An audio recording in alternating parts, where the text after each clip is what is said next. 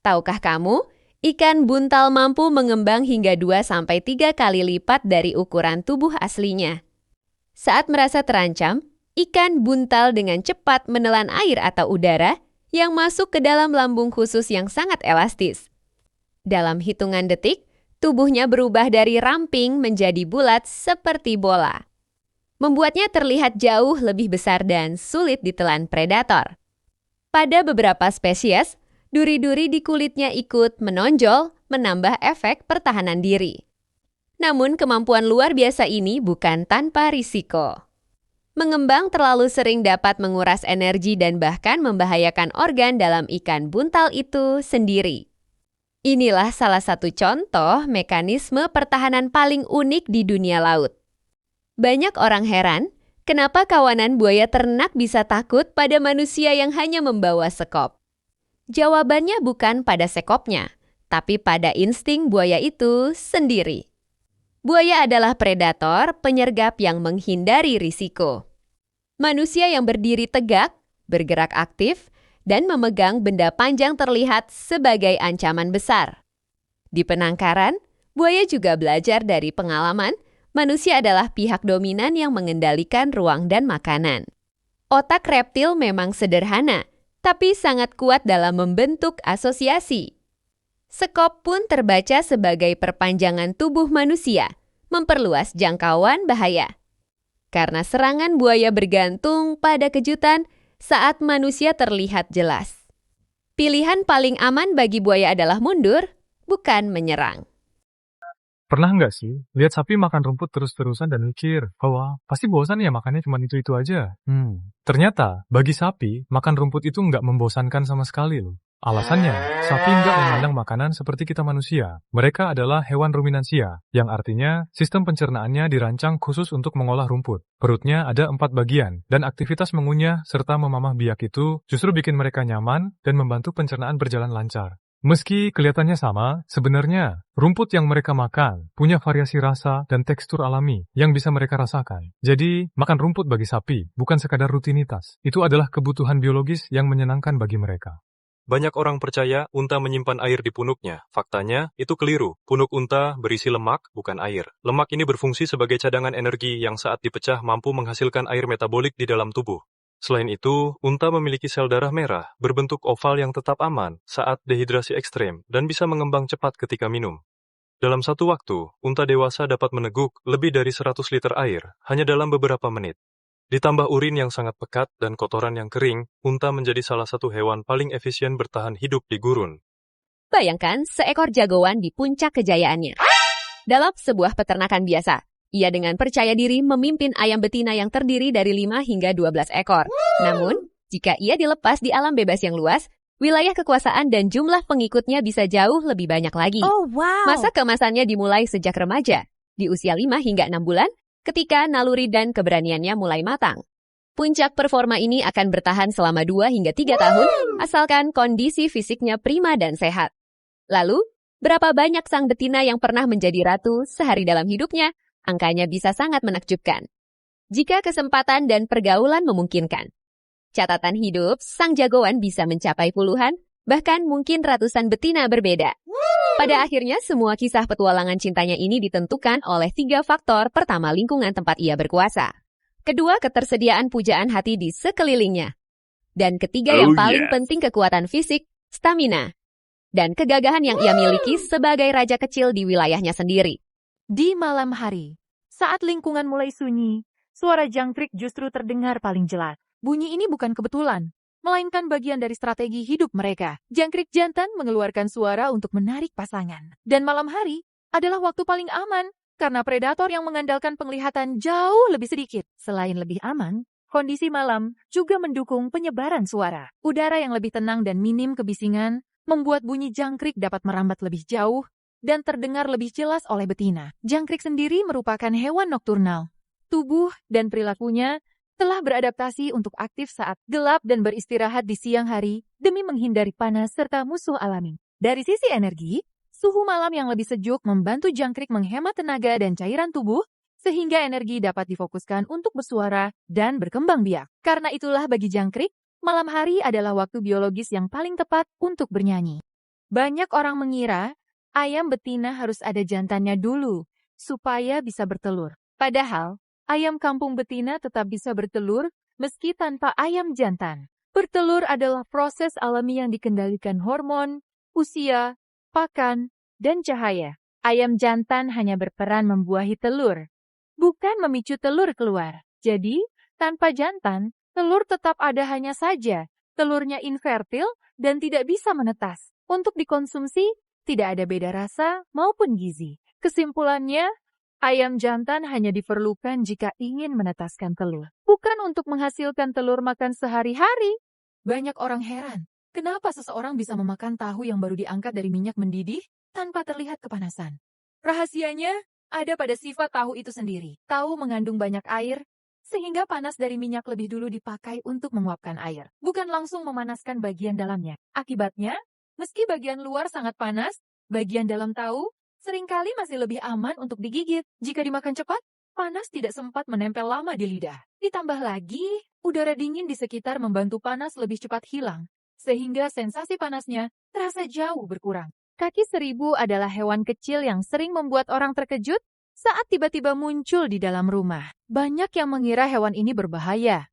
Bahkan ada yang percaya ia benar-benar memiliki 1000 kaki. Namun, kenyataannya tidak seseram itu. Secara fakta, kaki seribu tidak memiliki 1000 kaki. Nama tersebut hanyalah kiasan karena jumlah kakinya memang sangat banyak. Umumnya, kaki seribu memiliki puluhan hingga ratusan kaki. Rekor terbanyak yang pernah ditemukan mencapai sekitar 750 kaki. Dan hingga kini belum ada satupun yang benar-benar memiliki 1000 kaki. Nama resmi kaki seribu dalam dunia biologi adalah millipede. Dan secara ilmiah, ia termasuk dalam kelas Diplopida, yang berarti 2 kaki per ruas. Inilah sebabnya kakinya tampak sangat rapat dan banyak. Karena hampir setiap ruas tubuhnya memiliki 2 pasang kaki. Lalu, apakah kaki seribu berbahaya?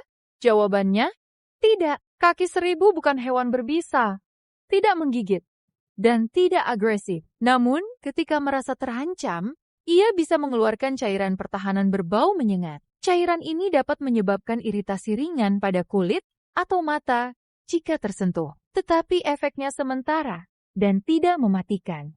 Pertanyaan berikutnya, mengapa kaki seribu sering masuk rumah? Alasannya bukan karena mereka tertarik pada manusia, melainkan karena rumah sering menyerupai habitat alaminya. Kaki seribu menyukai tempat lembab, gelap, dan sejuk, seperti kamar mandi, dapur, gudang, atau area dengan kebocoran air. Perubahan cuaca, terutama saat hujan deras, atau tanah terlalu kering, juga mendorong mereka mencari tempat perlindungan yang lebih nyaman.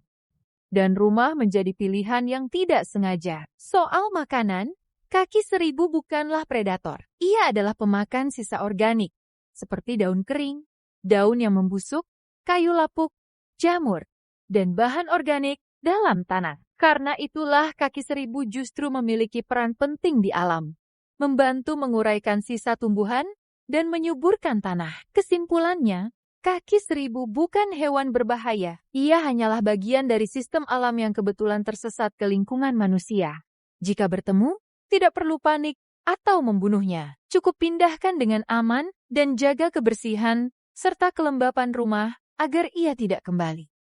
Banyak orang percaya bahwa kulit badak itu anti peluru. Faktanya, anggapan ini tidak benar. Memang, kulit badak sangat tebal, bisa mencapai 2 hingga 5 cm, dan tersusun dari kolagen padat berlapis, sehingga terlihat seperti baju zirah alami. Namun, kulit ini sama sekali tidak dirancang untuk menahan peluru. Peluru senjata api, bahkan dari senapan pemburu biasa, tetap mampu menembus dan melukai badak. Sejarah perburuan ilegal membuktikan bahwa badak tidak kebal terhadap senjata api. Fungsi utama kulit tebal tersebut adalah untuk melindungi dari gigitan predator, benturan saat bertarung dengan sesama badak, serta goresan duri dan semak di alam liar. Mitos anti peluru kemungkinan muncul di masa lalu. Ketika senjata berkecepatan rendah, kadang tidak langsung menembus kulitnya dari jarak jauh. Warna cahaya dari lampu memiliki pengaruh psikologis yang nyata bagi manusia. Efeknya bisa terasa pada suasana hati, tingkat energi, bahkan irama sirkadian tubuh kita secara alami. Secara umum, cahaya hangat seperti nuansa kuning, merah, atau ember cenderung memberi efek menenangkan. Cahaya jenis ini mendorong relaksasi dan membantu produksi melatonin, hormon yang mengatur tidur. Itulah mengapa cahaya hangat sangat cocok digunakan di ruang-ruang, seperti kamar tidur. Sebaliknya, cahaya dingin seperti biru atau putih terang dapat meningkatkan kewaspadaan, fokus, dan produktivitas. Sifatnya yang merangsang ini membuatnya ideal untuk diterapkan di area kerja atau belajar. Namun, perlu diingat bahwa paparan berlebihan terhadap cahaya biru, terutama di malam hari, justru dapat mengganggu kualitas tidur. Di luar spektrum hangat dan dingin, warna-warna lain juga punya peran tersendiri. Hijau, misalnya, dikenal dapat menstabilkan emosi dan menciptakan rasa seimbang. Sementara warna ungu sering dikaitkan dengan stimulasi kreativitas dan inspirasi. Pada dasarnya, memilih pencahayaan dengan warna dan intensitas yang tepat bukan sekadar soal estetika, tetapi juga merupakan investasi penting bagi kesejahteraan mental kita sehari-hari. Rasa takut terhadap ketinggian bukanlah tanda kelemahan, melainkan respons alami otak untuk melindungi diri. Cara mengatasinya bukan dengan melawan rasa takut secara tiba-tiba, tetapi dengan mengenalnya perlahan. Mulailah dari ketinggian yang sangat aman, seperti berdiri di lantai 2 atau melihat ke bawah dari jarak jauh. Atur napas. Sadari bahwa tubuhmu aman. Lakukan berulang hingga rasa cemas menurun. Setelah itu, tingkatkan perlahan tantangannya. Semakin sering otak menerima pengalaman aman, semakin berkurang alarm ketakutannya. Ingat, keberanian bukan berarti tidak takut, tetapi tetap melangkah meski rasa takut masih ada. Kelabang memang berbisa. Racunnya disuntikkan lewat capit di depan tubuh, menyebabkan nyeri hebat, bengkak, dan rasa panas mirip sengatan lebah besar. Pada orang sehat, efeknya biasanya mereda dalam beberapa jam hingga hari. Namun, gigitan bisa berbahaya bagi anak kecil, lansia, atau penderita alergi, terutama jika muncul demam, pusing, atau pembengkakan ekstrim. Kelabang tidak agresif dan hanya menyerang saat terancam. Jadi, menyakitkannya, mematikan hampir tidak, asal ditangani dengan benar. Semut adalah serangga sosial yang sangat sukses. Bahkan jumlah dan variasinya termasuk yang terbanyak di bumi. Umur semut ternyata berbeda-beda, tergantung perannya di dalam koloni. Semut pekerja yang tugasnya mencari makan dan merawat sarang, rata-rata hidup 1 hingga 3 tahun. Semut jantan hanya hidup beberapa minggu, karena tugas utamanya hanya untuk kawin. Sementara itu, ratu semut adalah pengecualian luar biasa. Dia dapat hidup 10 hingga 30 tahun, menjadikannya salah satu serangga dengan umur terpanjang. Jika berbicara tentang jenis semut yang paling banyak, jawabannya bukan satu spesies, melainkan satu kelompok besar, yaitu genus Phaedol. Genus ini mencakup lebih dari 1.000 spesies dan menyumbang sekitar 20% dari seluruh jenis semut di dunia. Ciri khasnya adalah adanya 2 tipe pekerja, semut kecil untuk pekerjaan sehari-hari, dan semut berkepala besar yang berfungsi sebagai penjaga koloni. Lalu, apakah semut berbisa? Jawabannya, sebagian iya. Tidak semua semut berbahaya, tetapi beberapa jenis memiliki bisa. Contohnya semut api dari genus Solenopsis, yang sengatanya menimbulkan rasa panas seperti terbakar. Ada juga semut peluru Paraponera clabata, yang dikenal memiliki sengatan paling menyakitkan di dunia serangga. Meski begitu, sebagian besar semut rumah hanya menyebabkan rasa perih ringan dan tidak berbahaya. Terakhir, ada mitos bahwa memotong antena semut membuatnya buta. Ini tidak benar. Semut melihat dengan matanya, bukan dengan antena. Antena justru berfungsi sebagai alat penciuman, komunikasi, dan navigasi. Tanpa antena, semut memang tidak buta, tetapi akan kehilangan arah, sulit berkomunikasi, dan kesulitan bertahan hidup. Inilah yang membuatnya tampak seperti tidak bisa melihat. Singkatnya, semut adalah makhluk kecil dengan sistem kehidupan yang sangat kompleks, memiliki umur yang bervariasi, jumlah spesies yang luar biasa, beberapa jenis berbisa, dan antena yang menjadi kunci utama keberhasilan hidup berkoloni. Moncong ikan marlin yang disebut bill terlihat seperti tombak dan memang sangat tajam namun bukan setajam pisau. Ketajamannya tidak berasal dari sisi yang memotong, melainkan dari bentuknya yang runcing, keras, dan kecepatan luar biasa saat marlin berenang. Dengan kecepatan yang bisa melampaui 80 km per jam, marlin menggunakan moncongnya untuk menyabet dan melumpuhkan gerombolan ikan kecil. Hantaman ini cukup kuat untuk melukai mangsa. Bahkan dalam kasus langka, bisa membahayakan manusia. Jadi, moncong marlin bukan alat potong, melainkan senjata alami berkecepatan tinggi tajam, karena tenaga dan presisi, bukan karena bilahnya. Kecoa sering dianggap sebagai salah satu hewan paling menjijikan dan berbahaya yang hidup berdampingan dengan manusia. Namun muncul pertanyaan menarik.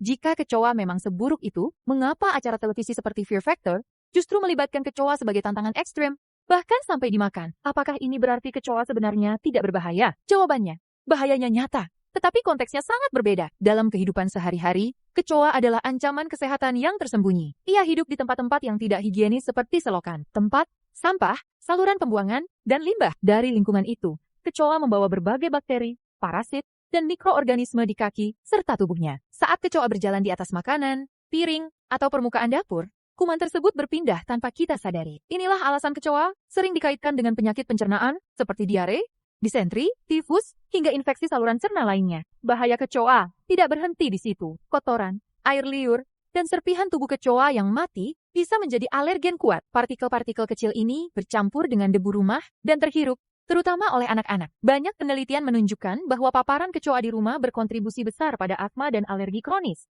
bahkan lebih besar daripada debu biasa. Artinya, kecoa bukan hanya mengganggu secara visual, tetapi juga berdampak jangka panjang pada sistem pernapasan. Lalu mengapa di Fear Factor kecoa terlihat aman? Karena kecoa yang digunakan bukan kecoa liar rumahan. Dalam produksi acara televisi, serangga yang dipakai diternakan secara khusus, hidup di lingkungan bersih, dan tidak berasal dari selokan atau limbah. Mereka melalui proses kontrol, dipuasakan agar isi pencernaannya bersih, diperiksa kesehatannya, dan digunakan dalam pengawasan ketat tim medis. Risiko biologisnya ditekan serendah mungkin. Selain itu, durasi paparannya sangat singkat. Kontestan hanya bersentuhan atau mengonsumsinya dalam hitungan menit, bukan terpapar berulang-ulang seperti di rumah yang kotor. Dampak jangka panjang seperti alergi dan asma tidak menjadi faktor utama dalam tantangan tersebut. Yang paling penting, Fear Factor tidak menjual bahaya penyakit, melainkan ketakutan psikologis. Kecoa dipilih karena secara budaya dan naluri manusia, ia memicu rasa jijik, panik, dan takut. Tantangannya adalah mengalahkan refleks mental itu, bukan membuktikan bahwa kecoa aman untuk dikonsumsi sehari-hari. Namun ini poin krusialnya.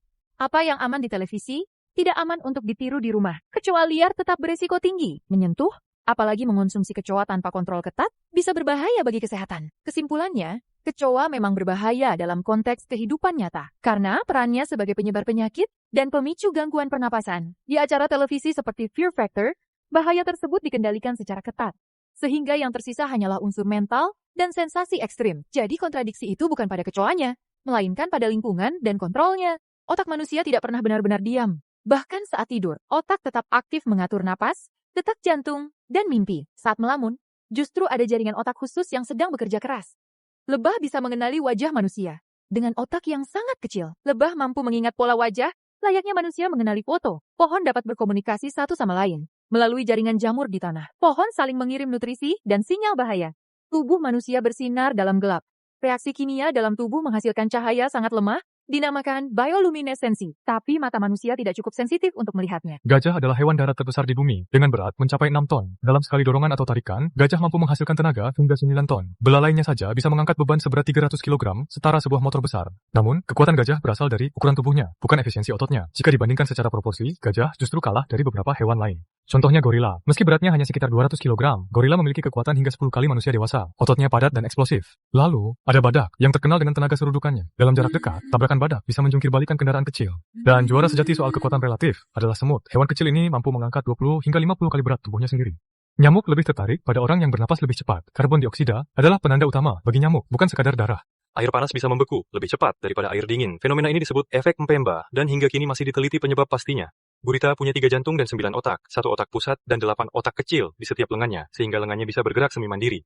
Manusia modern lebih lemah secara fisik dibanding nenek moyangnya. Kerangka manusia purba menunjukkan tulang yang lebih padat dan kuat akibat gaya hidup aktif.